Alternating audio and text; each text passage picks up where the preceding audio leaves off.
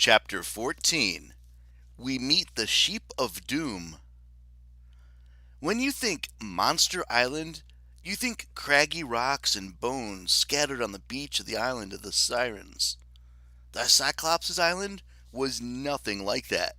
Okay, it had a huge rope bridge across a chasm, which was not a good sign.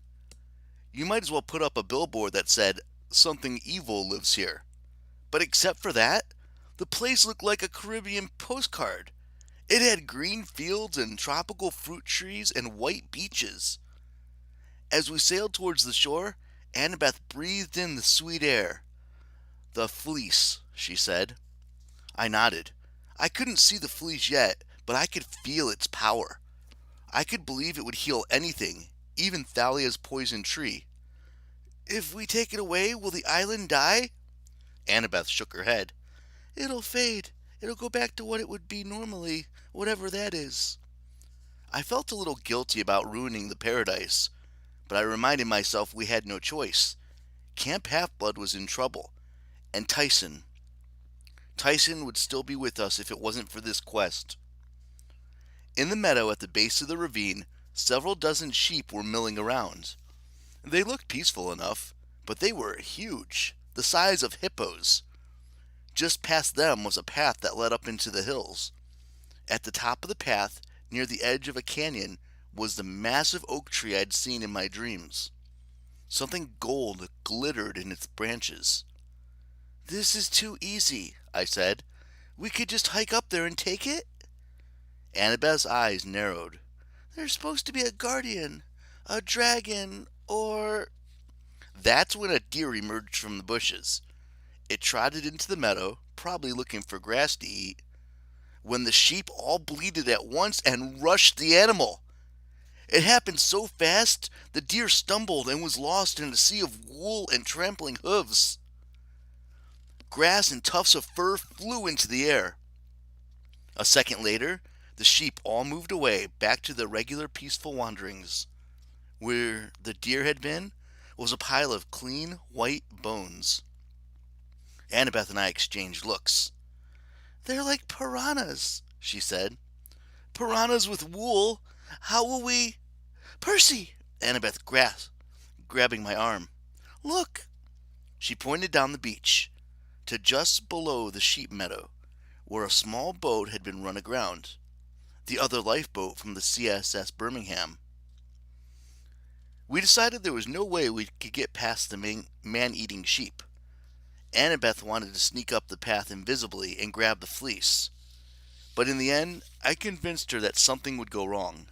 The sheep would smell her. Another guardian would appear. Something. And if that happened, I'd be too far away to help. Besides, our first job was to find Grover and whoever had come ashore in a lifeboat, assuming they'd gotten past the sheep. I was too nervous to say I was secretly hoping that Tyson might still be alive. We moored the Queen Anne's Revenge on the back side of the island, where the cliffs rose straight up a good 200 feet. I figured the ship was less likely to be seen there. The cliffs looked climbable, barely, about as difficult as the lava wall back at camp. At least it was free of sheep. I hope Polyhemus didn't also keep carnivorous mountain goats. We rowed a lifeboat to the edge of the rocks and made our way up, very slowly. Annabeth went first because she was the better climber. We only came close to dying 6 or 7 times, which I thought was pretty good. Once I lost my grip and I found myself dangling by one hand from a ledge 50 feet above the rocky surf. But I found another handhold and kept climbing. A minute later, Annabeth hit a slippery patch of moss and her foot slipped. Fortunately, she found something else to put it against. Unfortunately, that something was my face. "Sorry," she murmured. "It's okay," I grunted, though I'd never really wanted to know what Annabeth's sneaker tasted like. Finally, when my fingers felt the molten lead and my arm muscles were shaking from exhaustion, we hauled ourselves over the top of the cliff and collapsed. "Ugh!" I said. "Ouch!" moaned Annabeth. "Grrr!" bellowed another voice. If I hadn't been so tired, I would have leapt another 200 feet. I whirled around, but I couldn't see who had spoken. Annabeth clamped her hand over my mouth. She pointed. The ledge we were sitting on was narrower than I'd realized. It dropped off the opposite side, and that's where the voice was coming from. Right below us.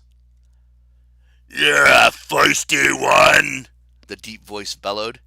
Challenge me, Clarice's voice. No doubt about it. Give me back my sword and I'll fight you. The monster roared with laughter. Annabeth and I crept to the edge. We were right above the entrance to the Cyclops' cave. Below us stood Polyphemus and Grover, still in his wedding dress. Clarice was tied up, hanging upside down over a pot of boiling water. I was half hoping to see Tyson down there too. Even if he'd been in danger, at least, I would have known he was alive. But there was no sign of him. Polyphemus pondered. "Eat, loudmouth girl, now, or wait for wedding feast? What does my bride think?" He turned to Grover, who backed up and almost tripped over his completed bridal train. I'm not hungry right now, dear. Perhaps. Did you just say bride? Clarice demanded. Who? Grover? Next to me, Annabeth muttered, Shut up. She has to shut up. Polyphemus glowered. "What Grover?" The satyr! Clarice yelled. Oh, Grover yelped. The poor thing's brain is boiling from that hot water. Pull her down, dear. Polyphemus's eyes narrowed over this balefully milky eye, as if he were trying to see Clarice more clearly. The Cyclops was even more horrible sight than he had been in my dreams, partly because his rancid smell was now up close and personal, partly because he was dressed in his wedding outfit, a crude kilt and shoulder wrap, stitched together from baby blue tuxedos, as if he'd skinned an entire wedding party. "What satyr?" asked Polyphemus. "Satyrs are good eatin'. You bring me a satyr?" No, you big idiot! Bellowed Clarice. That satyr! Grover! The one in the wedding dress! I wanted to wring Clarice's neck, but it was too late. All I could do was watch as Polyphemus turned around and ripped off Grover's wedding veil, revealing his curly hair, his scruffy adolescent beard, and his tiny horns. Polyphemus breathed heavily, trying to contain his anger. "I don't see very well," he growled. "Not since many years ago when the other hero stabbed me in the eye. But you're no Lady Cyclops!" The Cyclops grabbed Grover's wedding dress and tore it away. Underneath, the old Grover reappeared in his jeans and t-shirt. He yelped and ducked as the monster swiped over his head. Stop! Grover pleaded. Don't eat me! I have a good recipe! I reached for my sword, but Annabeth hissed, Wait! Polyphemus was hesitating, a boulder in his hand, ready to smash his would-be bride. "Recipe?"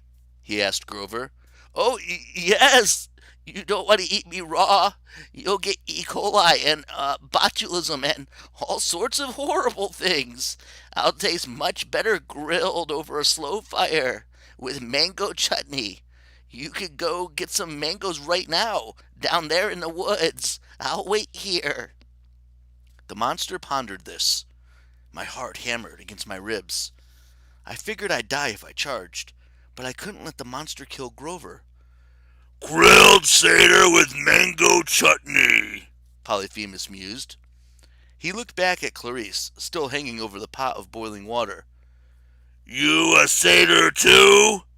No, you overgrown pile of dung, she yelled. I'm a girl, the daughter of Ares. Now untie me so I can rip your arms off. "Rip my arms off," Polyphemus repeated. And stuff them down your throat. "You got spunk." Let me down. Polyphemus snatched up Grover as if he were a wayward puppy. Have to graze sheep now. Wedding postponed until tonight. Then we'll eat Seder for the main course. But you're still getting married? Grover sounded hurt. Who's the bride? Polyphemus looked towards the boiling pot. Clarice made a strangled sound. Oh no! You can't be serious! I'm not! Before Annabeth and I could do anything, Polyphemus plucked her off the rope like she was a ripe apple and tossed her and Grover deep into the cave. Make yourself comfortable. I come back at sundown for big events. Then the Cyclops whistled, and a mixed flock of goats and sheep, smaller than the man-eaters, flooded out of the cave and past their master. As they went to the pasture, Polyphemus patted some on the back and called them by name. Beltbuster, Tammany, Lockhart, etc. When the last sheep had waddled out, Polyphemus rolled a boulder in front of the doorway as easily as I would close a refrigerator door, shutting off the sound of Clarice and Grover screaming inside. Mangoes, Polyphemus grumbled to himself. What are mangoes? He strolled off down the mountain in his baby blue groom's outfit, leaving us alone with a pot of boiling water and a 6-ton boulder. We tried for what seemed like hours, but it was no good. The boulder would not move. We yelled into the cracks, tapped on the rock, did everything we could think of to get a signal to Grover, but if he heard us, we couldn't tell. Even if by some miracle we managed to kill Polyphemus, it wouldn't do us any good. Grover and Clarice would die inside that sealed cave. The only way to move the rock was to have the Cyclops do it. In total frustration, I stabbed Riptide against the boulder. Sparks flew, but nothing else happened. A large rock is not the kind of enemy you can fight with a magical sword. Annabeth and I sat on the ridge in despair and watched the distant baby blue shape of the Cyclops as he moved among his flocks. He had wisely divided his regular animals from his man-eating sheep, putting each group on either side of the huge crevice that divided the island. The only way across was the rope bridge, and the planks were much too far apart for sheep hooves. We watched as Polyphemus visited his carnivorous flock on the far side. Unfortunately, they did not eat him. In fact, they didn't seem to bother him at all. He fed them with chunks of mystery meat from a great wicker basket, which only reinforced the feelings I'd been having since Circe turned me into a guinea pig. That maybe it was time I joined Grover and became a vegetarian. Trickery, Annabeth decided. We can't beat him by force, so we'll have to use trickery. Okay, I said.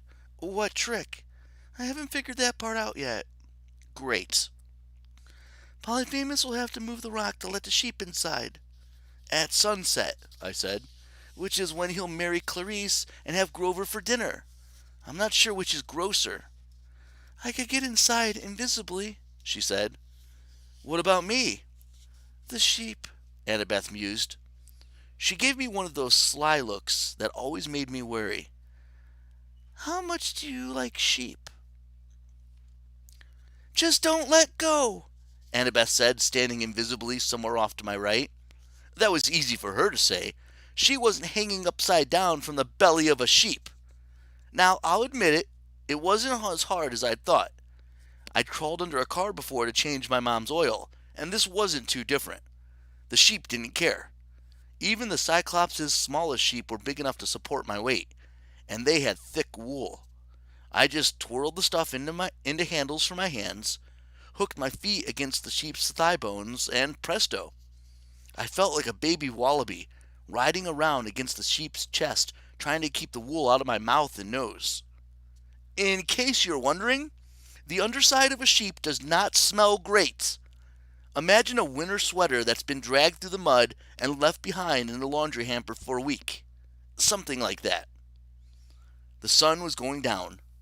No sooner was I in position than the Cyclops roared, Oi, goaties, sheepies! The flock dutifully began trudging back up the slopes towards the cave. "This is it," Annabeth whispered. "I'll be close by. Don't worry." I made a silent promise to the gods that if we survived this, I'd tell Annabeth she was a genius. The frightening thing was, I knew the gods would hold me to it.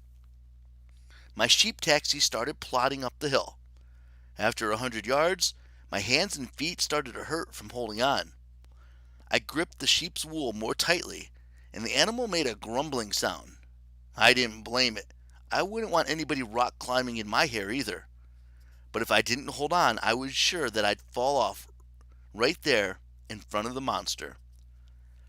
"Hassenpfeffer!" the Cyclops said, patting one of the sheep in front of me. "Einstein! Widget! Hey, there! Widgets!" Polyphemus patted my sheep and nearly knocked me to the ground. "Put it on some extra mutton here." Uh-huh, I thought. Here it comes. But Polyphemus just laughed and swatted the sheep's rear end, propelling us forward. "Go on, fatty. Soon Polyphemus will eat you for breakfast." And just like that, I was in the cave. I could see the last of the sheep coming inside. If Annabeth didn't pull off her distraction soon. The Cyclops was about to roll the stone back into place when from somewhere outside Annabeth shouted, "Hello, ugly!" Polyphemus stiffened. "Who said that?" "Nobody!" Annabeth yelled. That got exactly the reaction she'd been hoping for. The monster's face turned red with rage. "Nobody!" Polyphemus yelled back. "I remember you!" "You're too stupid to remember anybody," Annabeth taunted. "Much less nobody."